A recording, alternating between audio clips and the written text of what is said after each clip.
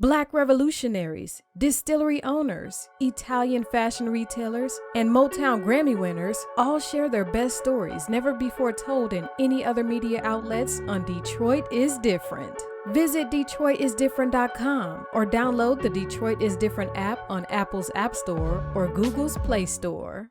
Welcome back to Detroit is Different, and we're back in the podcast studios with somebody else. I usually say connected. But this man was connected not just to me, but also my family and the greater family of when we think of the interconnected people of Aisha Shule. This is Baba Kenfense, but he's also a professor, a historian, a person that definitely knows deep in the culture when we think about music, when we think about kente cloth, when we think about medallions. He's the last person that sold me my African medallion. And also just a creative soul and creative thinker, challenging so much. Baba Kenfense, how are you doing today? Greetings, and thank you for having me here today. Yes, sir. Yes, sir. So, we're talking right now connected to the Black Education Workshop that is happening at Alkebu-lan Village. It's an 8-week series. We're heading into week 3 now, but really empowering the values of African-centered education in many facets. When we think of social studies, we think of martial arts, we think of mathematics, English, so much of that. That's what brought this discussion about. But also in this discussion, you definitely know how to unpack so much of what African-centered education is. So let's start there. What's African-centered education? Well, African-centered education is education that is centered in the history and culture of African people. And it is a response to what you might call Eurocentric education or white studies. And it's way more than African-American history, which a lot of people think that African-centered education is just teaching about historical African-American or African figures. So it's also about restoring us to our traditional heritage and cultural awareness. The education that exists in this country was designed to transform us to be what the system wants us to be.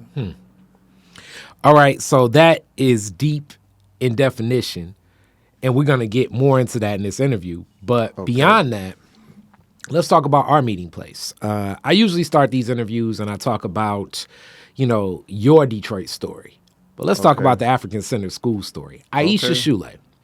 I met you as you were a drum instructor and worked with Aisha Shule, and we've talked about this. I just had an interview with Shamika Nichols, and she unpacked so much of what her Shule experience was. I gave a little bit about mine, but you were one of the people that were interacting with us as children there. Yes. What led you to Aisha Shule? Well, I originally came to Aisha Shule as a drum instructor and accompanist for the Pyramid Performing Theater. And at the time, I was in college working on an undergraduate degree in Africana Studies at Wayne State. And when I finished school, when I was approaching graduation for my bachelor's degree in Africana Studies, Mami Mani, who was the director, and I would say she was the lead founder. Aisha Shule was founded by a collective of families who wanted an alternative type education for their children. And I credit Mami Mani for helping me to seeing the teacher in me. Because even though I was teaching African drumming, I didn't really consider myself as a teacher. And she asked me to teach social studies, and I've been teaching ever since in a more academic context. Okay, so African drumming, and this is what's so unique, is like in age, even though Baba Kenfense, we look the same age now, but I was a kid and he taught, just those lessons stick with you. I remember tone bass, bass, bass, tone bass, bass, bass, tone bass, bass, bass. So for people to understand, and you'll see a picture of it or whatever, but a djembe drum was what were taught on. Yes. There's also the doon and many other things, but we learned a tone, a bass, and a slap. And you taught us this, and through these percussions, the music that we have is created. And when we Yes. say created through the Pyramid Performing Theater, which goes to, where did you learn about African percussion and African drumming? Well, my first African drum instructor was King Sundiata Keita. Now, and he is an iconic cultural figure in Detroit. Very a master musician, a master showman, very astute about culture, and he was very active as a black nationalist and activist from a very early age of about 13. That's not when I started drumming. I started drumming as an adult at about 23. Wow. So I had always wanted to play drums, but I never saw the opportunity.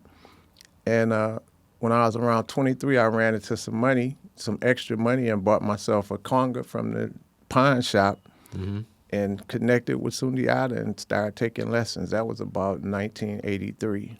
Okay, so in Detroit has a unique history of very talented percussionists too. Butch Small, who I've interviewed on here many a times. I love Butch, and all he's done with sounds. Okay.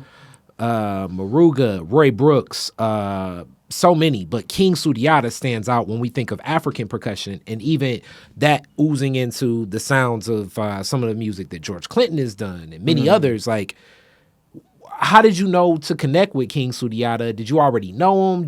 Was it just one of those things you were looking for a class? He was always, I would see him around. And interestingly, at one time, he lived a block over when he was in junior high school. Sundiata is would be 1 or 2 years older than me.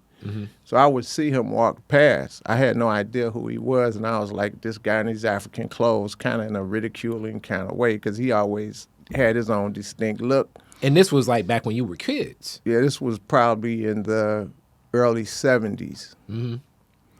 So I'm not sure how I came. I think I saw him. Oh, I have to mention this. There was in 1976. There was a group of people organized the inner city tour to China. There was a group of activists. They weren't necessarily black nationalist activists. There were some Hispanics, and even some white people involved, that organized a trip to take a group of young people to China. And this is in 76. So for people to understand the context of going to China in 76, is I had a grandfather that traveled there in the 80s. This is during a time of definitely, as they say, and we have to be very mindful of like what I consider messaging or propaganda, however you look at it. But it was a heightened sense of communism, quote unquote, but more so just a lot of China was on its heels from everything that happened in the Mao regime of the way that Europeans oppressed those people with opioids. Yes. And that led to, even today, the whole idea of this strained, intense relationship between China and America. So to go there in 76, that's like card of the Cold War. It's a lot going on to travel to China then. Right. But I think the Cold War was still in effect because, if I understand correctly, it wasn't until Gorbachev. Well, but I was thinking on this side, Reagan, who just elected in 1980. Yeah. And one of his most noted, quote unquote, accomplishments was to have the wall that divided East Communist Russia, or East Berlin and West Berlin, that's Germany. Germany, yep. To have the wall come down. But what was particularly monumental in that regard about the 70s, and I don't remember the exact year, but I think Nixon was the first American president to go to China. And that would have either been in the late 60s or early 70s, because he gets impeached, or he's threatened with impeachment around 73. Yes. So I think that was significant that he went. That I think that began to kind of erode that divide, even though it still was in effect by 76. But some of the people that were leading that tour, they were socialists and maybe had communist leanings, but they had I don't know what the drive. I can't remember what the drive for it was, but they took a group of young people. I didn't go. I have an auntie that's 2 years younger than me, and she was involved with the inner city tour, youth tour to China.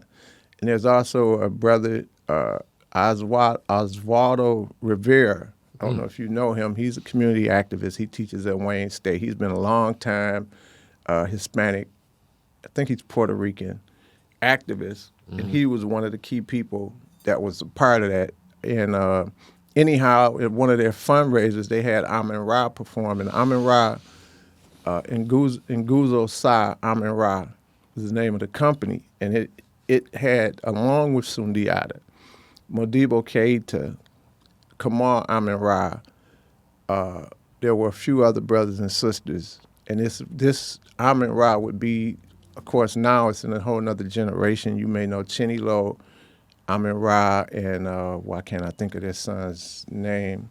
You would know him. He taught drumming at Timbuktu, one of their sons. Anyhow, this was one of the early iterations of African drum and dance companies. It was co-founded by the sister named Majida, and ultimately Sundiata and Kamal kind of take the helm of Amin Ra. So they were performing around the city a lot, and I saw them at one of the inner city tour to China fundraisers. So that was inspired by that. But by the time I get a drum in '83, I'm not sure how, some type of way I found out how to get You connected. Yeah, but you know what, now that I think about it, I got in my first marriage, I got married in 1983. And I was able to reach out to Sundiata and Mubarak Hakim, who was drumming with Sundiata at the time, and they played at my reception. So I think that was probably the initial direct contact to Sundiata. Wow. Shortly after I got married, because I think it was the same year I got married, as a matter of fact. Sundiata hooked up, and I hooked up, and I began taking classes with him. After studying with him for a while, I ultimately began performing with him, and I just continued to learn and grow and study with other people. And I can't remember exactly how I came to Aisha Shule, but I do remember it was around 1987.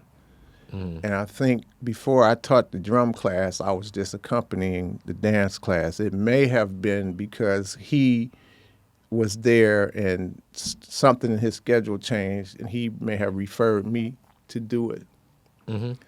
I remember our start at Aisha Shule was '89. So I remember you prominently. That was a couple years after I first got there, yes. And what's also unique about this is I definitely have to peer into this as a professor now that's taught classes at Wayne State in Africana studies, and it's rarely talked about nowadays, but it was a big fight for Africana studies to exist at Wayne State. And you were one of the people that was in the mix at that. Well, but at that time, actually, I didn't start undergrad until '89, but I was inspired by the sit-in. So there was a sit-in or a takeover. Students, I think initially it was about 100 students took over the Helen Newberry Joy. So like some of them, Daryl Dawsey, we think of Daryl Dawsey was probably like the lead spokesperson. Ken Cockrell Jr. Now, I didn't remember that, but I do know that Kim Trent was involved. Kim Trent was involved. Also, Errol Henderson. Yes. So it's so unique that sit-in and that call to action and activism sparked you to have interest in looking at attending Wayne State. Right, it did. And actually, I don't know if you remember this, but the Pyramid Performing Theater would perform out in front of the building that they had taken over. I mean, at this point, I'm so young. Right. Most of these stories I hear, and that's what's so unique when I look at Wayne State's campus now, and I talk to some of the black students there, and I say, do you recognize some of the activism that happened here? Not like where you can still walk up and interact and engage with a lot of the people for black studies to exist at this school? Right. And the students kind of look at me like I'm speaking Chinese or something sometimes. Well, it's definitely a disconnect. I think in some ways some of that may have to do with things that the African American Studies Department could be doing more effectively. A major, as I, studied African American studies in a formal context at the university level, coming out of the grassroots as a community activist and a African cultural worker, in terms of using this vehicle to teach people about our history, a major challenge for me was the merger of theory and practice. So a lot of what occurs in academia is theoretical, particularly at the scholarship level, whereas what we were doing at Aisha Shule was practical. Mm-hmm. So it's practice. So for me, there's a divide between academia and the community. What's particularly important to me, and for some of us that are in African American studies, is African American studies is the only academic discipline that grew out of social struggle, civil disobedience. It came into academia as a result of people sitting there and protesting and demonstrating. A lot of other area studies like Asian studies, LGBTQ studies, which comes much later, but a lot of these other areas of study, what we call area studies, came in on the tail end of Black studies. So African American studies is generically known as Black studies, and the first unit or department or program to be established in academia early on was in '66 at Merritt College, which is in the same area where the Black Panthers came into existence in Oakland. Then the first full-blown African American Studies department that would grant the actual credential is established in 1968 at San Francisco State. I think it was State College at the time. It's a university now. And what's unique about this, and this is one of the arguments as we get into some of the divisions and arguments, check Claude Anderson's Black Labor, White Wealth, and so many other arguments just of the identity and just the agency of what we represent as Black people here in this distorted perspective of America, how we move. Many other movements have looked to our creativity, our brilliance, our resilience, our approach towards what human rights here looks like, and then later say, okay, same thing. Like, we created so many blueprints for what that argument is. And within creating a lot of these blueprints, we're still coming up with new blueprints for the argument of human rights. Right. And that's like a double-edged sword in my perspective, because, for example, to make the point or to elucidate or illustrate the point that or what I get from what you said, right now today there is struggle to have the voting rights kept intact. So there's efforts by the right-wing Republicans and conservatives to make it hard for people to vote, to inhibit the vote of Black folks and other folks. Now, we are 150 or so years post the 14th Amendment, which was supposed to guarantee the right to vote for Americans. The 13th Amendment ended slavery. 14th Amendment grants us citizenship, and the right to vote is one of the rights of citizens. But our rights are still contested, which to me conveys that our citizenship is still contested. And as you mentioned about the blueprint, the historical struggle of Black folks, particularly the second segment where people focus on as the civil rights movement, was definitely a blueprint for the effort to get rights for people that have disabilities and a whole bunch of other things.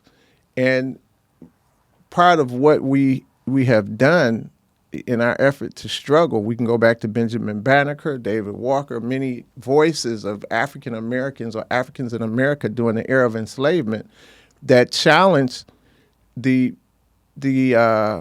principles and concepts of the United States Constitution, like freedom, equality, and justice. So we historically called out the people, the founding fathers and others, to point out the contradiction. For example, this country was born, at least allegedly, out of the quest for freedom from tyranny and taxation without representation. I gotta stop you on that. To me, that's the packaging, that's the marketing, that's the propaganda of what America is. And like I often tell people, the quote unquote founding fathers that founded this nation were not the Europeans in England, Spain, and in Germany, because to me that's like the center of when I think of whiteness. In France, that were excelling. Mm-hmm. These were the vagrants, the criminals, the ostracized religious zealots, the kind of like the offshoots of like, let's see what you can do over here. We'll give you some money. Because to me, this is how I explain my story of America when I talk to people. It'd be like, I'm going to give you some money to go over there and see what you can do. Mm-hmm. And then when Britain came back and said, all right, give us our points back off the money that you owe us, they said, hey, no taxation without representation. Mm-hmm. So it's still, even like a lot of Americans don't understand, there's still tensions between certain Europeans in America, because the argument with many Europeans, especially Britain sometime, has been America never honored any of its obligations to begin with. But, you know, what's written on paper, you know, especially when we think of the Bill of Rights. Mm-hmm. And this is another thing as we're looking at the Amir Locke case and like, can black people have the right to bear arms, and what we deal with even in that.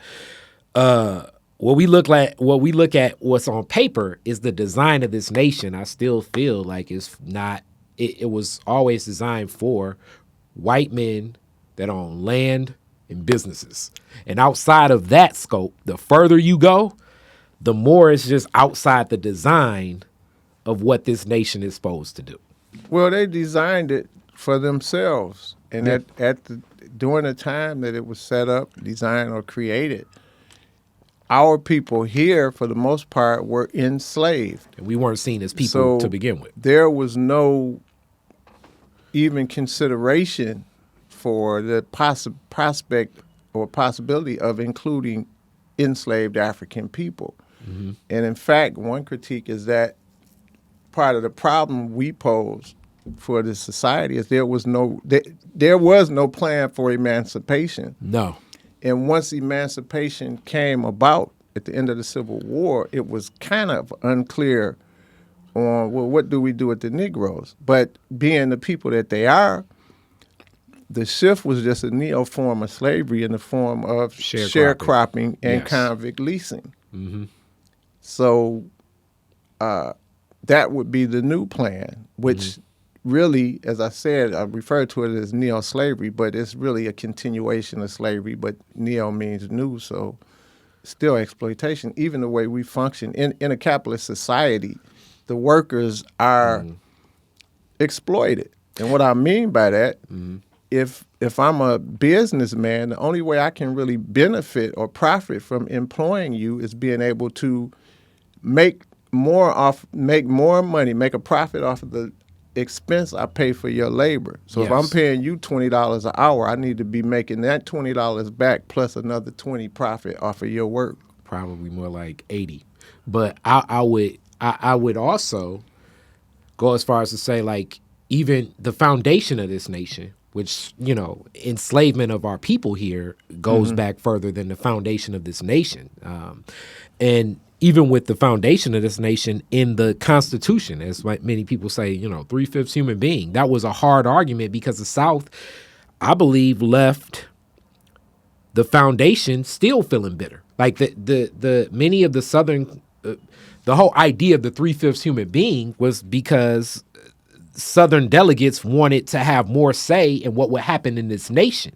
But the Northern delegates were arguing, well, you don't even have many people down there. You only have enslaved people, which at the time, you know, my ancestors were not even seen as people. So it's like, okay, let's make them 3/5 a human being. So now I can have more bodies in Congress, and bodies in Congress leads to more sway of this nation. But many of that Southern delegation moves to start what we now recognize as the Confederacy, then the minute that this nation was founded, because many of those Southern delegates walked away though when you read this, the whole angry men and it was a fight and James Madison and Benjamin Franklin all worked this out.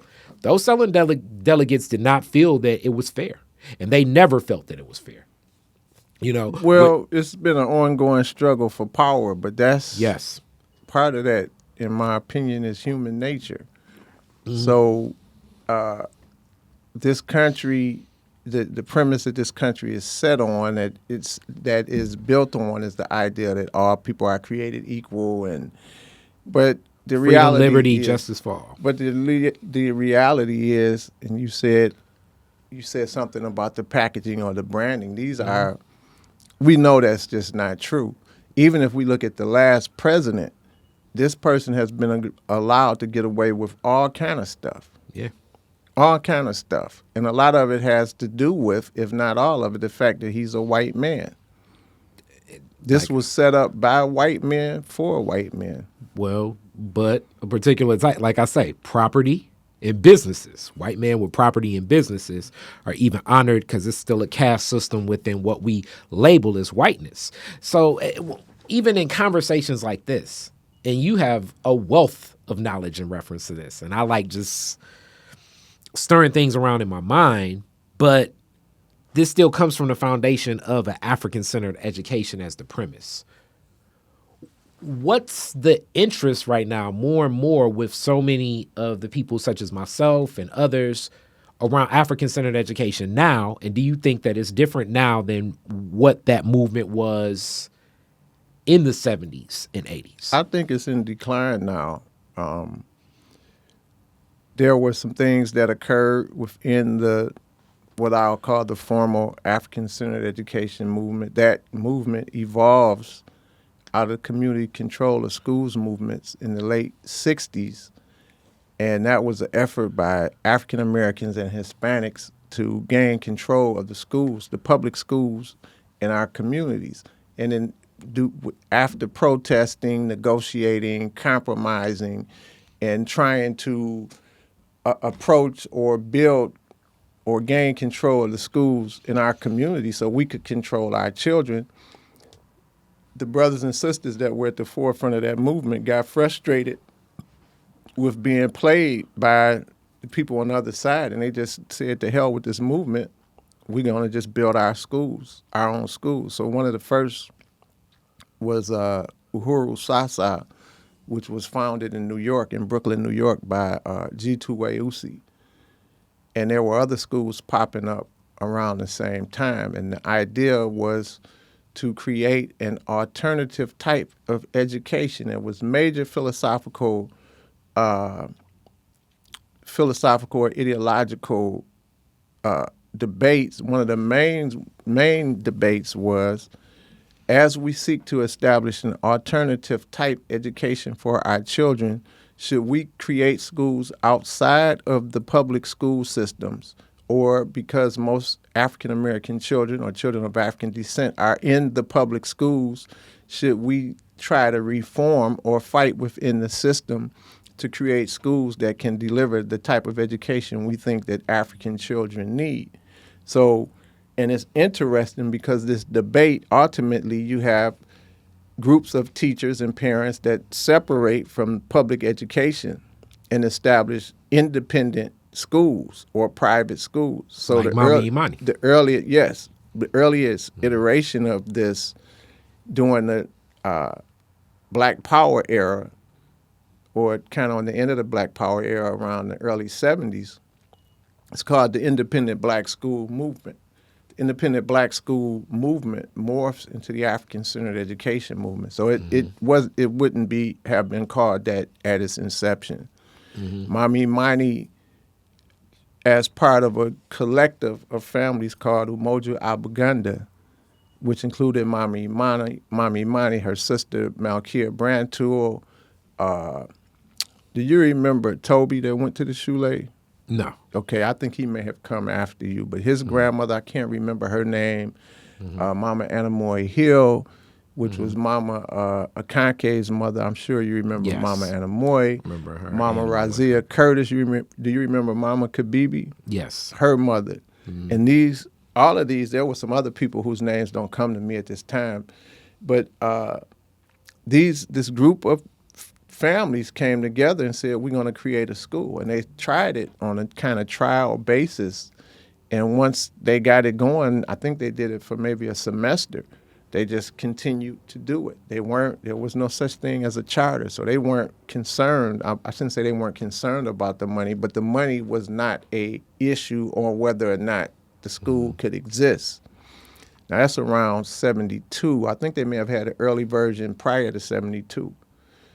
And NSOROMA is founded in a similar fashion. NSOROMA is founded in 1989 by a group of families that came together and wanted culturally relevant and culturally focused education to educate their children. So Malik Yakini, Mama Kianga, who I'm sure you know, she's referred to as Mama Sedekanya, I think now. She works at Timbuktu, which is now Barack Obama Academy. You may know Sawatu. She was younger than you, but she's an activist, and she was in the news probably 3 or 4 years ago for having discharged a firearm or something. Her mother, Mama Motisala is her name. Baba Kalinde, Mama Jindai, Mama Njia. I'm not sure if Mama Njia was at this point. Okay. But also Mama Nkange Zola, who's the ancestor now. So they all had children at the Shule, and there was a conflict emerged, so they pulled out of Aisha Shule. And collectively, it started with Malik homeschooling his children, and because this group of people had decided they wanted something different for their children, and there were some differences between this group of people and the Shule, they were looking for an alternative place to educate their children. Because Malik was a public school teacher, and he was homeschooling his children, and the other people in the group asked them if he would homeschool their children, or if they could bring their children to him as well. What's funny in hearing this is my very first Detroit is Different podcast was with Baba Malik. Yeah, he tells the whole story, and he says the first thing you need to do if you want to start a school is you got to make sure you got your resources together. Well, but that's something he knows from firsthand, having been involved in the movement, worked in independent African-centered schools when they were independent, co-founded and directed a school, and moved that school from being an independent school to a charter school, which means the school is getting public funds. So he knows that from firsthand experience, and he has, amongst that story, a bunch of stories to tell about being a black nationalist, because he is a brother that's committed. And all you have to do is look at what he does, and you can see that. Most definitely. And we was, as you speak of today, you said you think it's a little less interest as we get to the wrapping of this interview. Why do you think it's less interest? And then furthermore, do you even think, well, even before we get to that question, what's the perspective of many parents when they hear the term African-centered school? Like, when we think of the branding, the messaging, like, what's the disconnect? Because I personally, as a graduate of African-centered schools, and it's interesting as I'm interviewing more people connected, it's a different, like when people say they talk to me and my sister Dar, and many of us, my cousin Donna, Serafina, Zinga, it's like a different Jabari. Yeah, it's like a different something different in us. Rest in peace, Kwame. Before he passed, we would talk about it. It's like a different level of confidence. Not saying that we're a lot better, but just our orientation. And I often tell people this, like, to know more about Marcus Garvey than Benjamin Franklin at the age of 13 was so different for me than many others. To know, to sit in a class that it's like, this isn't the first grade, this is the Maasai Nation, is just different. To know about the Dogon Nation, it's different. Like, to learn more of the actual names that were adopted at the time of what even Africa itself, it's different, you know? And this is like 8, 9, 10, 11. Mm-hmm. What do you think is the perspective of most parents when they think of what African-centered education is, and what's the disconnect for them not to see that substantive value? Well, I think that there's a great degree of ambiguity. A lot of people don't understand what African-centered education is. Even some people that are operating in the context of African-centered curriculum and things like that. In fact, in the research that I conducted for my dissertation, which looked at the evolution of African-centered education as a movement from 1972 to 2000, what I was able to conclude is that there's varying strands or there's various approaches. So some people look at African-centered education as simply working to strengthen young people's self-esteem. So if you can teach them, and not that this is really a part of it all, but some people feel like, if I can just teach my children about Marcus Garvey and about Harriet Tubman, but some people believe it's about more than that. And most people want their children to have an education. Most of us as parents want our children to have a better life than the one that we had. So people were attracted to the African-centered schools for different reasons at different times. Mm-hmm. Many of the founders of African-centered education were Black nationalists, mm-hmm. and they were trying to impart an education on their children that would develop Black nationalist values and principles, and also African cultural values and principles as well. Now and I saw this happen particularly after the schools became chartered, there was an influx now, because when the schools were private, you had to pay tuition to go to the schools. Mm-hmm. By the time the schools become chartered, now they're accessible to more people, and people are coming there for different reasons. So some people were attracted to schools like Aisha Shule and NSOROMA because we had smaller class sizes, mm-hmm. because the environment was safer than what was in the public schools, you mm-hmm. see. So, but another phenomena that I saw occur is people that brought their children there, still, they wanted, ultimately the goal for many of us was still for our children to be successful, which translates, I want my child to go to Stanford University or Harvard and have a better life, which a better life, from my perspective, and I don't think this is unique, equates with more access to the economy. So the better job I have, the more credentials I have, really equates with me having the ability to make more money. Mm-hmm. And there were people that operated within that same context as parents of children in African-centered schools, but there were also people mm-hmm. that wanted to build leaders and workers that would be about developing the skills, getting the credentials, and the skills that would help to build a nation that would work towards independence for our people. Mm-hmm. So that's kind of a divergence. I think there were some things that occurred in Detroit that kind of caused the movement to go in decline, but I don't think it's that different from, if you look at our history, like in the 1920s or the late teens, around the time of the Harlem Renaissance. During that time period, Marcus Garvey is at his prime, creating a Universal Negro Improvement Association. Yeah. The Harlem Renaissance is at a time where Black people are very conscious, very aware.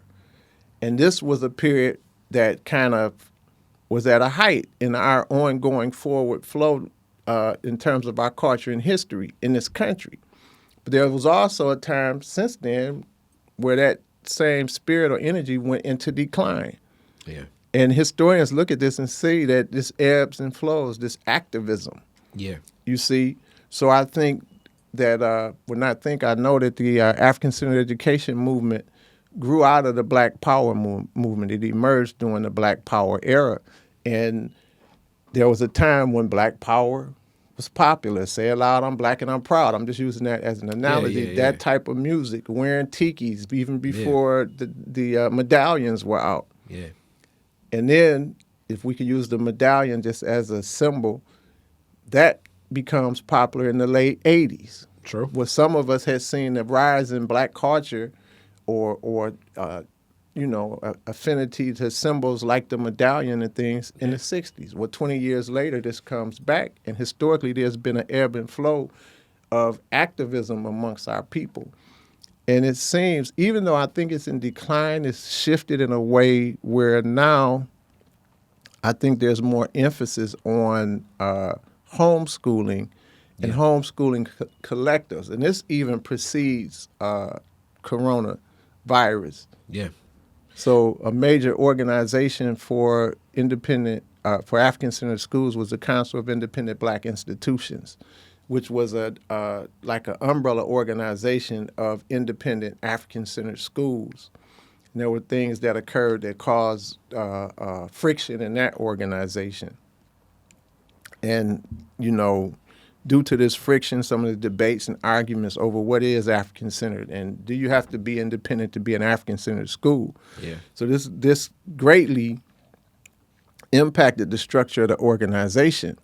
There was a split in the organization, and as those people that were advocates for black nationalism and the education being focused on independence, when this divide came, and the Council of Independent Black Institutions kind of went in decline, the people in that organization began to focus on homeschooling and building homeschool collectives because it didn't have the institutional base it had at one time. And that institutional base meaning more actual schools that were part of the organization. And this is across the country. Each one of the schools contributed to the revenue of that organization based on the number of families that were a part of the school. So, for example, Aisha Shule's dues would be based on how many families attended Aisha Shule. And if you had 300, 400 families, and then you have a school somewhere else that maybe has 5 families, then you see an institution like Aisha Shule and NSOROMA is paying much more money. And when these schools pull out of that organization, of course, it impacts the revenue, and the organization didn't fold; it just shifted its focus. And that's powerful. So as we get to a close, this series that's happening right now, Black Education Workshop. What does it mean to you? Why did you want to participate? And what will parents, because this is across the board. So this isn't drop your kid off and then come back in 3 hours or whatever. This is a family-based learning experience.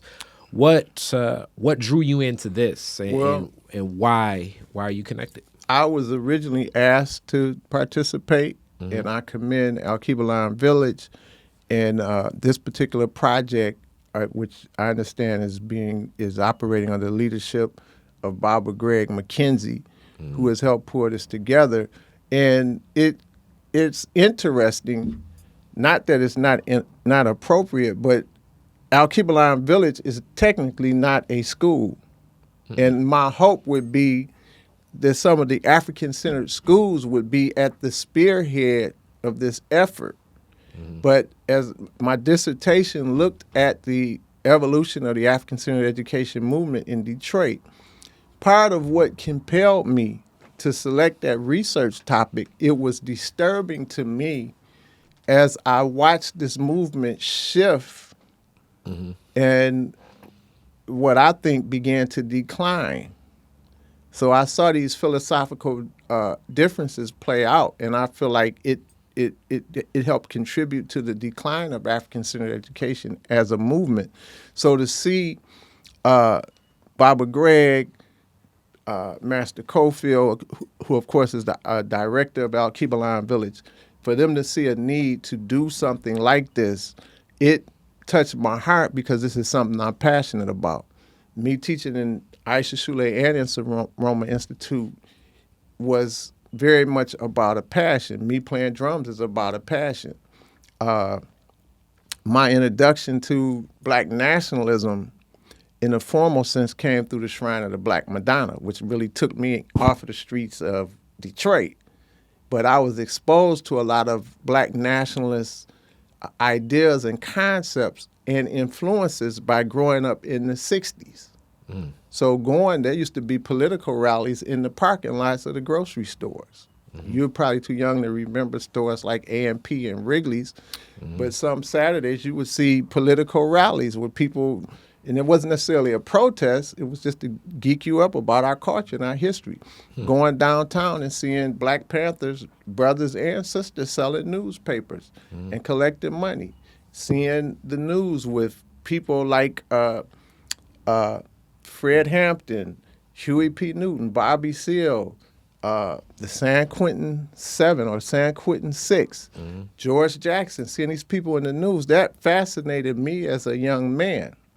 So I had those seeds were planted then. Once I hit my teens, I kind of took a detour, as we do. Adolescence can be all the things that it can be. But I was able to be redirected back to our struggle. So first it was the shrine and African drumming dance, and I find myself at Aisha Shule teaching drum and dance, which is still me kind of imparting this knowledge and information, teaching about our history and culture. That was the attraction to me for drumming, you see. And Mommy Mani sees in me this teacher. She just asked me to teach social studies. I didn't have a formal background in education. I wasn't a certified teacher or in a education program at Wayne State. And that's when I realized that that's what my calling was. So, as I said, I wrote on African-centered education for my dissertation to get my doctorate degree, and I selected that topic because it was something meaningful to me. I was passionate about it, and I really wanted to look at what was the source of this rupture in this movement. And part of my hope was that my research would show the various entities in the movement what the impact was of the rupture. So I'm not as, I've been teaching most of my posts, having my Ph.D. I've taught more than done research. So the fact that someone came to me, and I'm asked to do presentations from time to time about African-centered education, and it's a topic that I'm very illuminated and excited about because I think it is an essential component of our liberation. Wow, that's very deep and great way to close. And I'm going to bring you back where we can unpack more of your story, the classic, Okay. What are your family's roots? How did they get to Detroit? And, my classic Detroit is different questions, but I definitely wanted to get people some information about this workshop series that we're doing some of the tech work, as this tech is definitely one of my loves, but also an understanding of it, I see it more from the people I know, from the people I went to school with, and so many of the people, and what that instills. Because confidence goes a long way, especially in young Black men, and to know that I can lean back, and there's so many examples of Black ingenuity and creativity, which I think that's my lifeblood, that I have as a premise of like, okay, I can figure this out. But I like to say another component that we haven't touched on much, there's a spiritual component to this as well. So I'm trying to remember that Aisha Shule used to have a part of the name of the school was something for the gifted child. So we operated from the premise that all African children are gifted. We all come here with gifts. But in both schools, there was an environment that nurtured the spiritual inside or the spiritual essence of the children. And when children are being taught by people that love them, you see, I believe our mother is our first teacher. And in most situations, mothers, they just shower us with love. And that kind of environment can help young people or even old people flourish when you know that people really love you and care about you. But that's not what you see in public schools. Not that there's not the rare occasion. My son goes to Southfield A&T, and when I hear some of the stories of what goes on in the schools, from students fighting teachers to all kind of stuff, and things like that would never have happened at the Shoelace. And I'm a Northwestern guy. I think you went to Northwestern. I went to too. Northwestern, and you were actually there when they, when they painted the cannon in front. I'm not that old. I thought you were there. Then. No. Okay, No, so no. like when we think about activism, my high school alma mater. Yes. You wouldn't be because you said 70s and stuff like that. But they were painting that cannon red, black, and green either in the late 60s or early 70s. Okay, so They would paint it red, black, and green, and the school would paint it back. And that went back and forth. Yeah. But Sundiata went to Northwestern. I didn't know that either. And McMichael, which was right around the corner. And just an interesting story in my research on African-centered education, I kind of looked at the antecedents, things that were precursors to African-centered education. There was a student protest movement in Detroit. Big time. Students were sitting in the schools, and the students from Northwestern bum rushed the Detroit Board of Education school board, demanding that the school rename Northwestern High School and McMichael Malcolm X High School and Junior High School. And I was gonna say it's so unique. And I'm gonna replay this interview. I got to talk to Kofi, his son, first. But when I interviewed Kwame Kenyatta, definitely a big proponent when we think of Black nationalism and the African-centered education movement. And the premise for this, and it was a great interview. I only gave snippets. I'm gonna release the whole interview, but he even talks about that happening at Cooley High School. And from his time at Cooley and the protest for this is sick. It's like a cycle in this whole discussion of wanting Black studies there. And then that sit-in there led to a lot of the students being expelled from Detroit public schools altogether. That expulsion led to a need for independent education to get a GED, led by Dan Aldrich, shout out Reverend Dan, and Mami Imani, teaching Kwame Kenyatta and many of the others to lead them to get their GED. Well, it's interesting that you say that. I also have a GED, and I knew Kwame Kenyatta reasonably well, but there was a school called Oakland Prep School, and I don't know if Kwame brought this up, but Oakland Prep School was a school for children that had gotten in trouble or had dropped out of school. Now, the sister that was the director of the school, her name was Monifa Jamani. She's a Black nationalist, part of the Pan-African Congress. And I didn't know this back then. I went there. Kwame was gone. He went there. I later found out because I went there at 16. I didn't know who Kwame was or any of that. I went there at 16. At 17, I was out of there. And but we later found out that we had both went to school. But another unique connection there was Mami Imani taught at that school. Yes. You see. And there was a lot going on at that school. That school is called Oakland Prep School. It was a school funded by Oakland University. And the idea was to try to catch young people at that age where they had either couldn't go to school or had dropped out, to try to, catch as them. They say, the last chance schools. And as if you completed their program, the high school part of their program, along with you taking your GED and passing, you would get 4 college credits. Wow. So I'm just saying that's deep. a connection that me and Kwame had, but also Mami Imani. Another thing about Mami Imani I like to say, I know we're trying to wrap this up. Oh, nah, man. But you mentioned her and Dan Aldrich. Now, Dan Aldrich is very important to our history and culture. That brother was involved in SNCC, and in fact, he used to train some of the SNCC students on methods for protest. But his office, the SNCC office was right. It was right there off like Grand River and no. This was on the east. This was the east side. Oh, office, okay. Near King High School.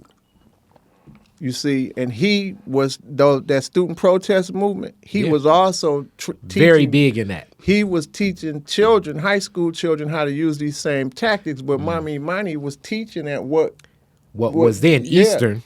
Yeah. And she actually was very instrumental in helping the students to get them to change the name from Eastern to Martin Luther King. And I was going to say, so like I was going to get to that story because Dan, when I interviewed him, he kind of told that story. I interviewed him for my work. A lot of the interconnected nature of a lot of this, like the origination, it's like points and points. And I even find it so inspiring now to know that your story and path of interest in Wayne State starts with that protest. So this fight for African-centered education has come in part from many students, not just parents. You know, because sometimes we think of education as like it's always parents advocating for it. But this has been a movement from students, as we've seen. And Detroit has a history. When you just gave me with Northwestern, I didn't know the whole context of the story, but I did know that the cannon, it's a cannon that sits in front of Northwestern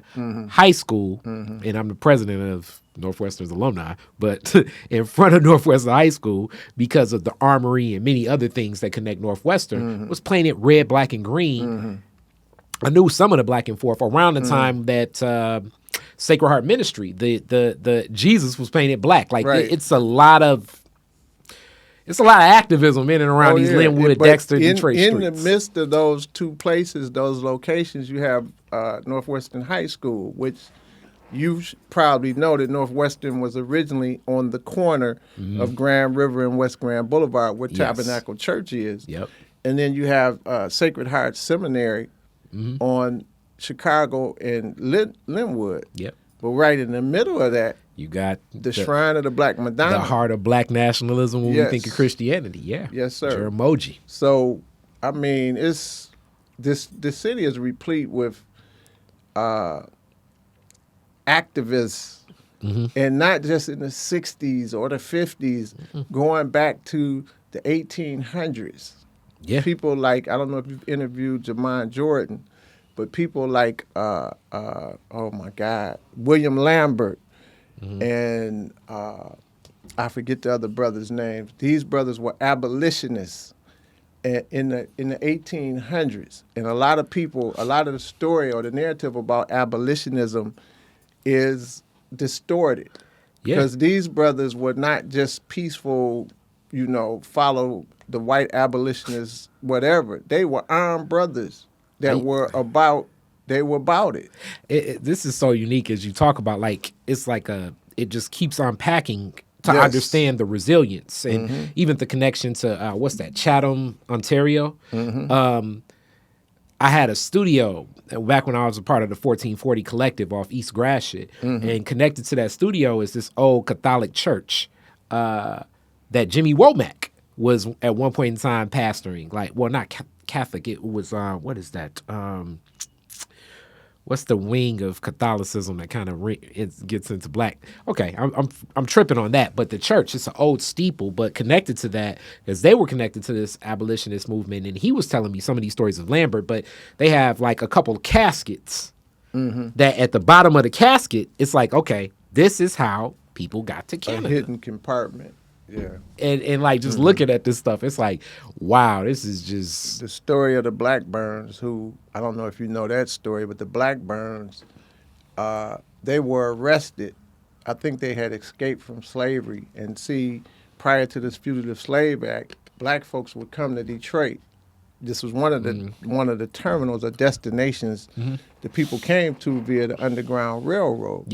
In 1850, they passed the Fugitive Slave Act, so blacks now start going to Canada so they can be out of the reach of the law. But the Blackburns had been arrested.